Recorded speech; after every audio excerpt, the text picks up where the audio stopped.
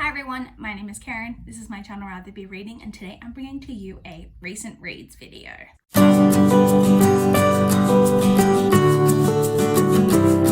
So as always, it has been a week since I last checked in for a recent reads video, and as is the theme for weeks on end now, not my best reading week. I finished 2 things this week. Let's talk about them. So the first book that I completed was Into the Water by Paula Hawkins. This was my TBR teacup pick from October that I didn't get to, but I have now read, and I buddy read this with my friend Mel. So this is a thriller. It is set in a not even close to coastal. I just completely made that up.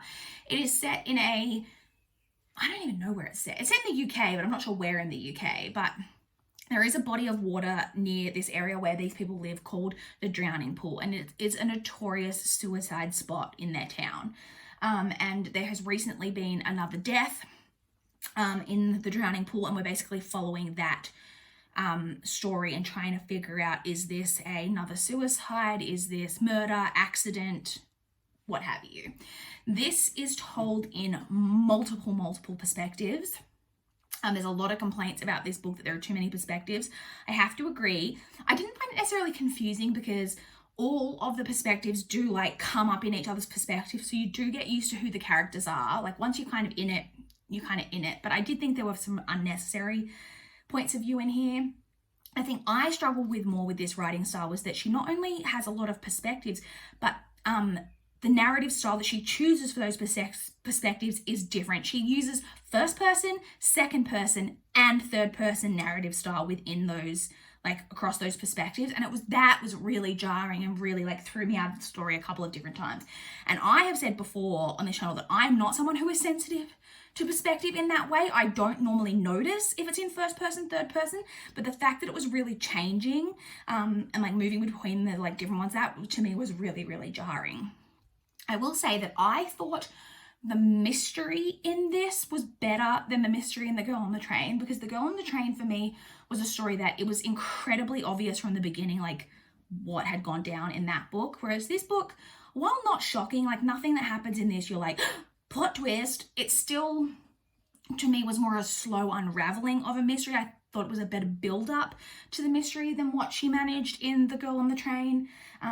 But yeah, the perspectives and stuff was just a lot for me. So in the end, I gave this 3.5 stars. Like I enjoyed it for the most part, but definitely not amazing.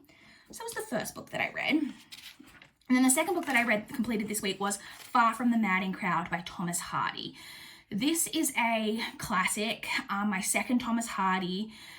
This one follows, so you're basically following a rural area in England, and you're following a character named Bathsheba, who is a woman who is like, she's young, and you're also basically following her tumultuous love life. Basically, there are 3 different prominent men in her life that come up in different ways, and we're basically following that story. That's all you can really like say about kind of what it is about. So I previously have read Tess of the D'Urbervilles by Thomas Hardy and absolutely loathed it. I enjoyed this one a lot more. I thought this was a much better offering from Thomas Hardy. But the thing that I find with Thomas Hardy, and this was the case in Tess of the D'Urbervilles as well, it's like he was trying to be really ahead of his time, and he was. Like, for when this book was published, it is quite ahead of its time. He really tries to actually be quite feminist in some ways, but it just doesn't actually come off, or at least for reading it in like present day. So like Bathsheba, for example, is described constantly as being this really like feisty, like independent woman. And like in some ways she is really ahead of her time. She is a young woman who basically she ends up inheriting this farm, and she decides to run the farm herself, which is obviously really different for a woman of that time to like be like a farmer. And she also, like, the bailiff she finds out, or who like helps with things, she finds out right at the start that he's like stealing from her or whatever, so she fires him. She decides to not have any bailiff. She's like gonna do it herself, all of that. So in terms of that, it is quite ahead of its time. But like I said, she's described as being this like fiery, independent like woman, but she isn't. Like, she's incapable of making a decision on her own. She also is and I get that she's like, she is young, like she's portrayed as being young, and she is, but she does some incredibly stupid things. She's just very like, does things on a whim that like have real consequences and really doesn't think things through. She as well doesn't make the smart choices, and she was just honestly really infuriating as a character.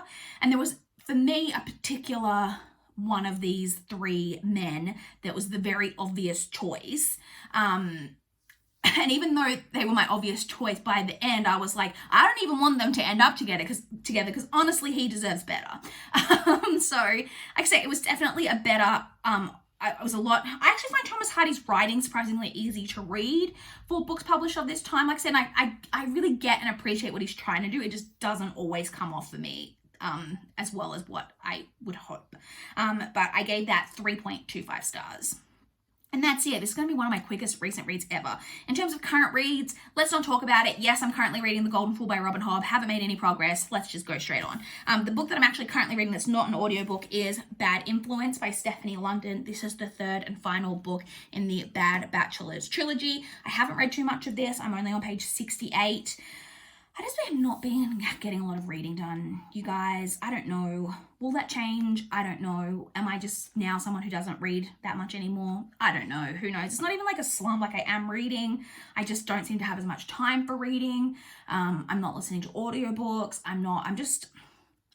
It's just not a lot of reading happening. So like I said, I'm 68 pages into this.